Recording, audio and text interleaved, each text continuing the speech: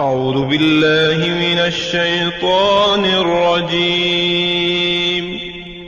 پناہ مانگتا ہوں میں اللہ کی شیطان مردود سے۔ بسم اللہ الرحمن الرحیم۔ شروع اللہ کے نام سے جو بڑا مہربان نہایت رحم والا ہے۔ دا باٹم لائن کے ناظرین اکرام، السلام علیکم۔ محترم ناظرین، ہم اپنی آج کی ویڈیو میں صدیوں پرانے جانور زندہ ہو گئے کرامت حضرت خواجہ غلام فرید کوٹ مٹھن شریف رحمت اللہ تعالی علیہ آپ کے سامنے پیش کریں گے، جو یقیناً آپ کے لیے دلچسپی کا باعث ہوگی۔ ناظرین، کسی شاعر نے کیا خوب کہا ہے، وصل قانون تو سن ونج امبڑی تے میری آنکھیاں نیراں نیراں، دلڑی پاڑ لویڑاں کیتی انہاں کوٹ مٹھن دیاں پیراں، لوکی تے آخ دین ہیر رانجن دی تے میں پیر فرید دی ہیراں، باجوں پیر فرید فقر دے کیڑا معاف کرے تقصیراں۔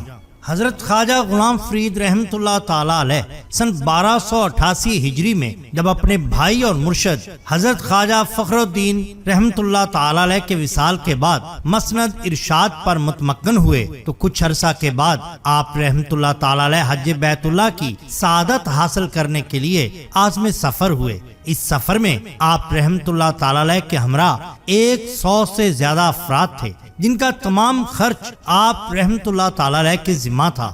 آپ رحمت اللہ تعالی علیہ نے اپنے سفر میں بے شمار اولیاء کرام کے مزارات پر حاضری دی اور روحانی فیض و برکات سے مالا مال ہوئے۔ اس کے علاوہ راستے میں آپ نے بے شمار عجیب و غریب مقامات کا بھی احوال دیکھا۔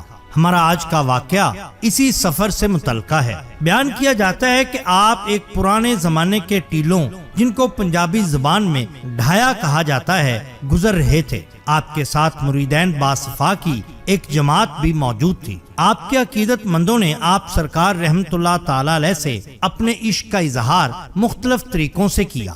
عبادت ریاضت سے فراغت کے بعد آپ کچھ دیر کے لیے اس ڈھائے کے نیچے استراحت فرمانے لگے۔ مریدین باصفا نے حلقہ بنا کر آپ سرکار کو حصار میں لے لیا تاکہ کسی قسم کے دشمن یا کسی موذی جانور سے آپ کو بچایا جا سکے۔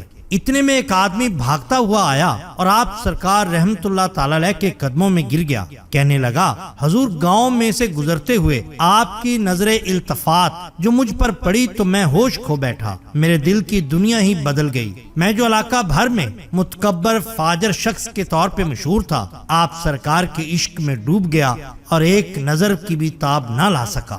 مجھے سوائے عشق فرید کے کچھ اور نہیں سوجتا، اس لیے دیوانہ وار بھاگتا چلا آیا ہوں۔ نووارد مریدین نے عرض کی، حضور، کیا عشق میں اتنی قوت ہوتی ہے؟ آپ سرکار نے فرمایا، عشق ہی تو اس دنیا کی اصل ہے۔ عشق حقیقی تک جانے کے لیے عشق مجازی لازمی ہے، اور مرشد کا عشق ہی سب کچھ ہے۔ جہاں تم لوگ بیٹھے ہو یہاں کی ہر چیز مجھ سے عشق کرتی ہے۔ انہوں نے ارد گرد نگاہ دوڑائی، بولے، حضور، یہاں پر تو کچھ نہیں سوائے ٹیلوں کے اور ویرانگی کے۔ حضور نے جو رخ روشن اٹھایا اور فرمایا، دیکھو، بس کیا تھا، جدھر نگاہ جاتی صدیوں پرانے ہر مخلوق دیوانہ وار اپنے اپنے قبروں میں سے، ٹیلوں میں سے اور مٹی کے ڈھیروں میں سے نکل نکل کر جناب کی جانب دوڑتی آ رہی تھی۔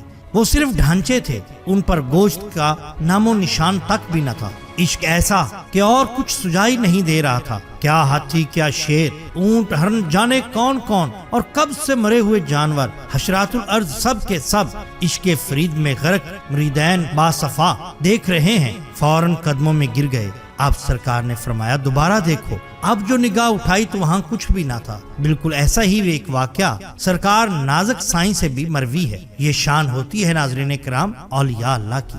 ناظرین کرام، ہم ہر ماہ لنگر چشتیہ کا انتظام کرتے ہیں، جس میں دوست احباب اپنی حیثیت کے مطابق حصہ ڈالتے ہیں۔ اگر آپ بھی لنگر چشتیہ میں اپنا حصہ ڈالنا چاہتے ہیں تو درج ذیل نمبر پر صرف 50 روپے کا جائز کیش کرا کر اپنا حصہ ڈال سکتے ہیں۔ اگر آپ کو ہماری یہ ویڈیو پسند آئی ہو تو لائک کیجئے، سبسکرائب کیجئے ہمارے چینل دا باٹم لائن کو، تاکہ ہم آپ کے لیے اور بھی بہترین ویڈیوز لا سکیں۔ اپنا، اپنے دوستوں کا، گردنوا کے لوگوں کا بہت خیال رکھیے۔ اللہ اور اللہ کے رسول صلی اللہ علیہ وسلم سے بیعت محبت کیجئے۔ آپ کا بہت شکریہ۔